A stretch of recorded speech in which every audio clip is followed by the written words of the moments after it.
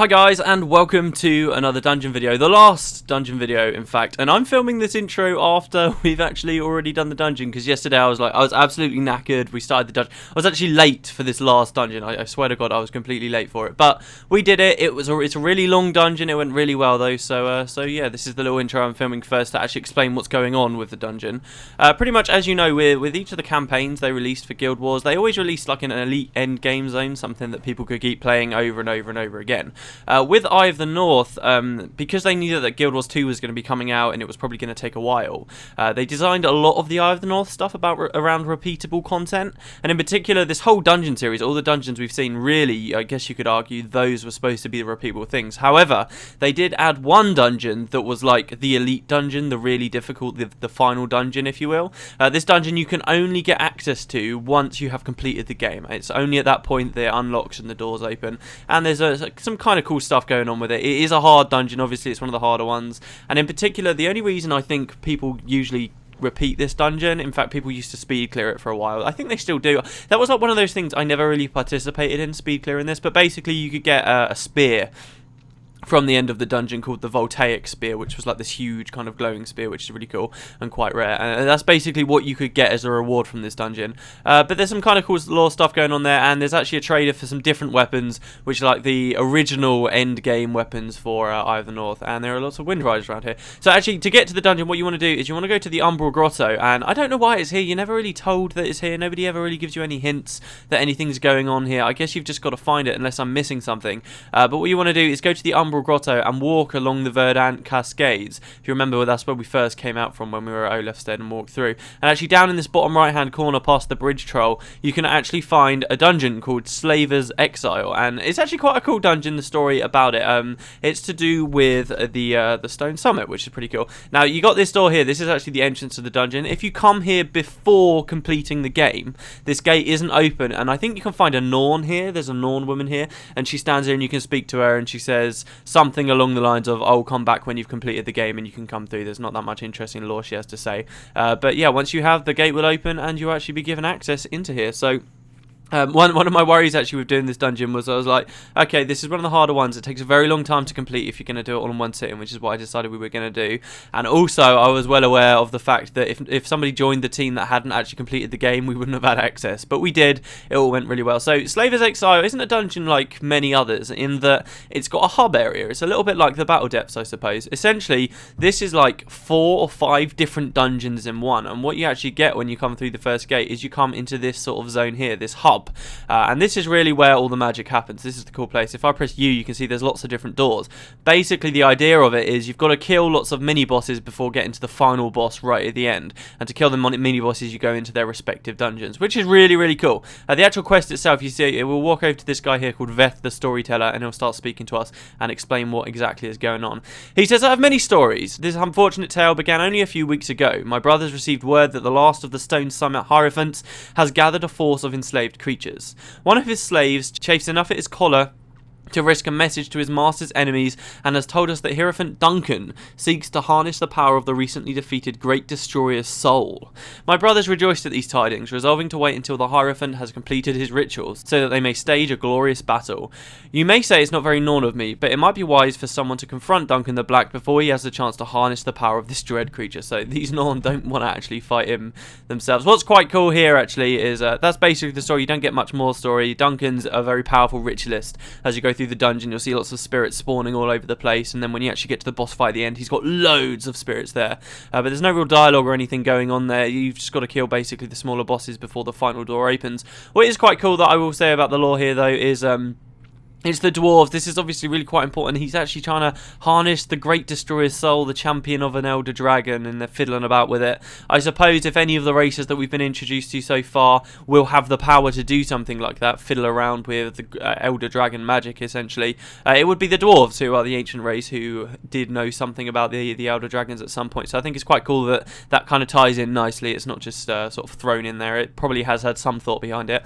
But yeah, this door here, this is the final area actually. This is where Duncan the Black will eventually be. But to get access to him, you want to kill Justicar, whatever, Justicar Thomas. You want to kill him first. So there are actually White Mantle around here. You've got Selvatarm. I think he's just like an elementalist boss. He's kind of kind of weird. I'm not quite sure why there are lots of elementals there, but whatever. There's loads of centaurs around. Up in Thomas's level, you see there are actually 2 bosses that we kill. One of them's a centaur boss, which is really quite interesting. It's a very weird mix, having the stone summit, the white mantle, or I suppose kind of the white mantle. I don't think there are any actual mobs of the white mantle you want to be killing, really, if I remember rightly. But still, it's a very weird mix having them, the stone summit and the centaurs there. They're like the enemies of the Tyrian humans, really, all in sort of one place. Who was down here? And then the Forge White level. I can't even remember what that level was like anymore. But anyway, each floor you'll see in the dungeon episode as we go through and I get into the post-commentary takes about 30 minutes for us to complete. They're all very hard. As I said, it is basically elite end game stuff, so do bear that in mind if you're going to be playing along. It is quite difficult. I remember struggling before the 7 Hero update, but I don't think you should have too much trouble. I know the B team, so the sort of the second team that joined in when we played this, were having a bit of trouble themselves as well. That was quite interesting, but they did eventually get through, so kudos to you guys as well. And yeah, I suppose there's not really that much else to talk about except for the fact there are lots of Norn around here. There's actually these wretched wolves are up here as well that the Norn will fight on their own, which I think is really cool. Generally, this hub area is very safe, and there's, oh yeah, of course, and there's a weapons guy here. This weapons guy can be treated as a merchant, which is a nice tip generally for you guys if you're playing through. Just pick up all the stuff, and then when you come back to the hub level later, you can come speak to the merchant and sell all your crap, which is pretty cool. But this guy is actually, this is the reason why this dungeon essentially is only accessible right after the end of the game. They could have quite easily, ArenaNet could have quite easily, if you think about it, just had the lore not mention the Great Destroyer at all, and then had it a dungeon just like the rest. But they didn't do that. That's because this guy here, Balthor Coalforge, actually sells you some interesting weapons. So we'll speak to him. He doesn't even have any dialogue. This is so poorly done. Does Veth have any dialogue? Like when you click him. Oh, he does have a little bit. He says, come listen, friend. I'm sure I have a tale or two you haven't heard. Then you can click the last Hierophant. He says, I fear that one day soon Duncan will enslave more than just a few lieutenants. Something must be done. The actual quest we've got here, this quest is automatically accepted as you walk into the dungeon and automatically abandoned when you leave the dungeon. It's kind of like some of the primary Eye of the North quest, so it's quite cool in that regard. But yeah, this guy here, no dialogue about him. He's just kind of thrown in here. I wonder if ArenaNet had bigger plans for how this was supposed to work originally. But once you've completed the game, as you guys have seen through this dungeon series, we've been getting from the chests at the end, you've had a pretty high chance of getting onyx gemstones or diamonds. Diamonds were actually in the game before Eye of the North came out. They were a mysterious drop you could get from the Domain of Anguish in Nightfall, and they didn't have a use, and nobody really knew quite what was going on there. Turns out, and ArenaNet said before Eye of the North came out, oh, it's going to be for an expansion, don't worry about it. Turns out this is what it's for. Basically, the idea is you complete dungeons and you could get these crafting materials here, which could then be used to create destroyer weapons. At the game's launch, at Eye of the North's launch, these were the only weapons that could be dedicated to one of your monuments in your Hall of Monuments. They were the only ones that could go in there. Now you can add stuff from the Domain of Anguish, and you can add oppressor weapons from the End of the Warring Crier too, which is quite cool. But at Eye of the North's release, these were really the end game weapons. These were the things everybody got, and because everybody wanted them, and because everybody wanted these points for Guild Wars 2, it had a knock-on effect in that these materials, because everybody wanted so many of them, you know, you got how many different weapons? I think there's 12 different, maybe a few more. That's 120 of each, basically, you're going to want for the full set. Kind of similar to obsidian armor, really, with ectoplasms and stuff. And what that means, essentially, is that the prices for these went way up, which then had a knock-on effect of making people want to do dungeons more because these crafting materials were worth more, and so on and so on and so on, which is really cool. I actually think, because of that, because how it all kind of ties into itself, I think it would have been really cool if ArenaNet just like made this twice as much to craft these destroyer weapons. You need twice as many, because quite quickly people would farm the dungeons enough, everybody had them, and the price of these things plummeted. You saw when the Hall of Monuments calculator came out, actually, that it went way back up, like because everybody was doing it again and the prices soared again for a while. But I think if like these were just twice as expensive, that would have meant people wanted to do dungeons that much more. They would have been that much more expensive, that much more sought after. It actually would have kept a lot more people playing the game for a hell of a lot longer, if you see what I mean, which I think could have been a nice little thing. But again, it's like ArenaNet didn't anticipate how much they were going to try and do with Guild Wars in the end. Originally they thought the beta was going to be in 2008, so you know, these things happen. But yeah, this is basically destroyer weapons. This is kind of what came out of this. I do plan on getting some destroyer weapons at some point, but we just got some oppressor weapons from Warring Crier, so I don't know, maybe when we go back to Tom Bluewood, he'll have some destroyer daggers for us and we can check those out as we go through the Winds of Change. Speaking of that, actually, these episodes here, these are the last I think you're going to see of Matt Greenspring for a very long time, until ArenaNet basically decide, hey, we're going to do like Guild Wars Beyond in Nightfall, which at the end of the day could be ages. Look at how it's been like well over a year now, 2 years really if you think about it, for the Winds of Change to be complete. Who knows how long it could be before we see Matt Greenspring again, so yeah, this could kind of be it for him for a while. But yeah, there you go, that's the dungeon. This is the hub level, this is kind of what's going on. You'll see a lot more of it as we go through the dungeon, and yeah, so what I'm going to do is cut it to our run, the big wave at the start with all of you guys there, which was super awesome, and we will see the dungeon complete, and then oh no, we're not, because we've got the book to read, which I forgot a couple of episodes ago. Now you'll see this, our book's now actually completely full, which is significantly more full than it was last time we saw. Last time we saw only Ula's lab was filled in.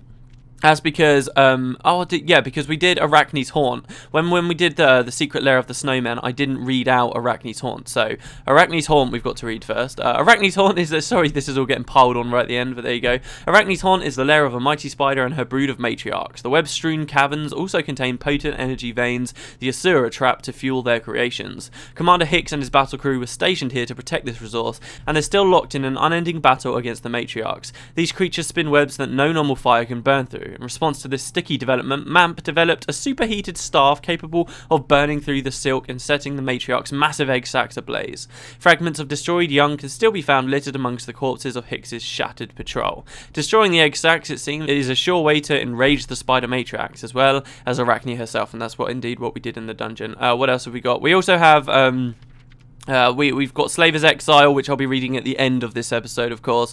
That's completion for doing this one. The secret lair, the Fronius Irontoe's lair we actually saw in the Let's Play. Heart of the Shiver Peaks we saw in the Let's Play. I might read those books, those pages actually. Yeah, let's just read all of these out at the end of the episode, shall we? And then we'll sort of end up with that. So we'll read those later. Yeah, so I will hand you guys over to myself from yesterday. I hope you guys enjoyed the dungeon, and hopefully we can get both Asura and Sylvari week out, because I've got about 2.5 hours of footage, so that's plenty of time to talk about the blogs, isn't it really? So yeah, I will see you guys in a moment. Fucking hell, I am so sorry. How much did I just ramble there? Literally, that was 11 minutes I was there at the front of the dungeon. I didn't realise at the time of filming it that I'd been sat there rambling for absolutely that long. Hi guys, this is the post commentary, and you're listening to me like weeks, absolutely weeks. Well, no, I don't know, 2 weeks maybe. Maybe that's a bit of exaggeration. But anyway, you're listening to me quite a while later. But actually, this video I did post commentary for the 2.5. Well, it's not 2.5. Well, 2 hours and 20 minutes worth of the dungeon. I did all of it, and it was the same. If you remember a couple of videos ago, I had a weird rendering issue and I had to redo an episode, and the same thing happened. Yay! It's the end of the Warring Crier episode, so I kind of lost all of that. But moving onwards and upwards. It's been quite a while since obviously I've seen much of this footage. We're just going to be going over the same blogs I did before. Hopefully we can get through a fair few of them this time. I actually didn't manage to finish Sylvari week before, but we'll see. You know what, I'm really not that fast. I had a few of you have been saying in the comments and stuff, oh, why don't you just do like a different dungeon or something? Do you know what, I probably will, just so that we can get all the blogs done, because it feels stupid to come so far with the blog post and then just sort of leave the last ones out. So, let's do this. Basically, last we heard, I think it was the crate we did before all of this, actually. It was the crate. Well, that was in, let's hold on 1 second. That was in May 2011. If we fast forward to June 2011, we actually got another lot. Not very much happened in June, actually. But we did, in June, basically, we got to see sort of the Ascalonian dungeons. They talked about the Ascalonian catacombs. They talked about the dungeons a little bit. Underwater combat. But yeah, there's a single lore blog post here, written by Jeff Grubb this time. Most of them are Reso's as I've been saying, but yeah, this one's actually Jeff Grubb, and it's called The Mostly Harmless Quaggan. Okay, when this blog post came out, we actually already knew quite a lot about the Quaggan. I must admit, we kind of heard a lot about them from the demos, from interviews and stuff like this. Yeah, it was like the Skrit as well. We kind of knew about the Skrit as well before the blog post came out. But people fell in love with the Quaggan. They absolutely fell in love with them. They sound like an absolutely awesome race, and they do seem pretty damn cool from what we've seen of them in the demos. They're very much they're like a comic relief race, but they're also kind of like a little bit tragic, I suppose, and just kind of cute and stuff. They are an underwater race. Obviously, underwater, you know, a big part of Guild Wars 2. These are like one of the underwater water races. We've been introduced to the Crate a lot more heavily now. Well, kind of, if I remember correctly, the Quaggan and the Crate have kind of got this big conflict going on for a very long time. The Crate are just absolutely destroying these people, but people generally love them. I think you guys will probably love them as well if you've not heard of them before this blog post. It's absolutely awesome.